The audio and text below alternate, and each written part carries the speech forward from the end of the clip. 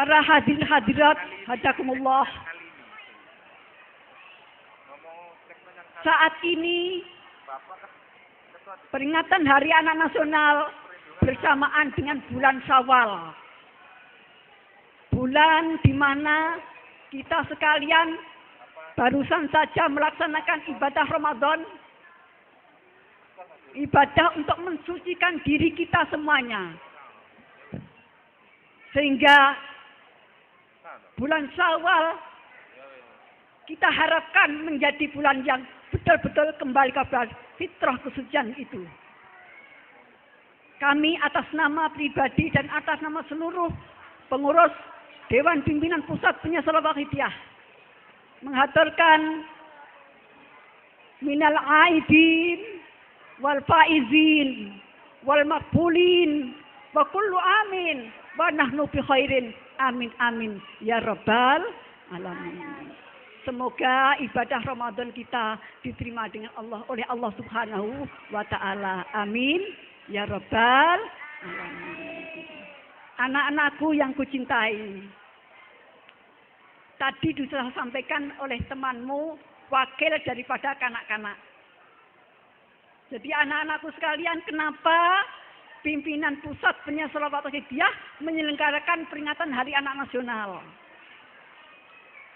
Anak-anakku sekalian, pada hakikatnya anak-anak itu merupakan harapan orang tua. Benar enggak? Merupakan harapan para pemimpin bangsa. Benar enggak? Mau enggak diharapkan oleh orang tua dan para bangsa, pemimpin bangsa? Nah, ini anak-anakku sekalian. Jadi kalau anak-anak melihat TV, anak-anakku membaca koran, anak-anakku mendengarkan berita, banyak anak-anak yang menjadi korban kekerasan KDRT. Sampai ada yang meninggal dunia, kemudian luka-luka. Baik itu KDRT, kenakalan, kekerasan terhadap anak, baik dilakukan oleh sesama teman anak-anak ataupun oleh orang tua atau keluarga sendiri. Kekerasan macam-macam, perampasan hak, ada anak-anak masih kecil melakukan tindak pidana, ada enggak? Banyak. Ada anak-anak yang jadi korban seks bebas dari guru-guru pendidiknya, ada enggak? Banyak. Kondisi semacam ini memprihatinkan. Anak-anak diiming-iming dengan permen-permen yang enak. Permen itu manis ya anak-anak ya. Tapi anak-anak harus hati-hati kalau dikasih permen. Karena banyak, tidak semua permen itu manis. Manis di mulut sementara saja, tapi itu sebenarnya adalah bahan-bahan narkotika. Bahan-bahan sabu. Jadi anak-anak harus hati-hati ya. Kalau dikasih permen orang yang tidak kenal, jangan mau, perlu ditolak. Ya. Jadi anak-anak kalau dikasih permen orang yang tidak kenal, jangan mau, perlu ditolak. Sebab banyak juga kelihatannya permen, tapi itu narkoba.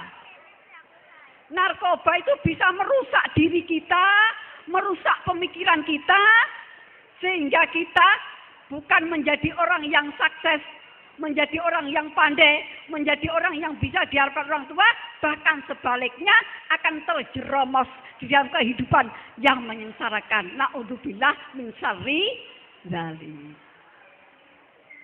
Anak-anakku sekalian yang kamu hormati, para orang tua, bapak-bapak kita semuanya, ibu-ibunya anak-anak, bapak-bapak pendidik, guru-guru kita, ngajari kita di sekolahan. Supaya apa anak-anak? Supaya pandai.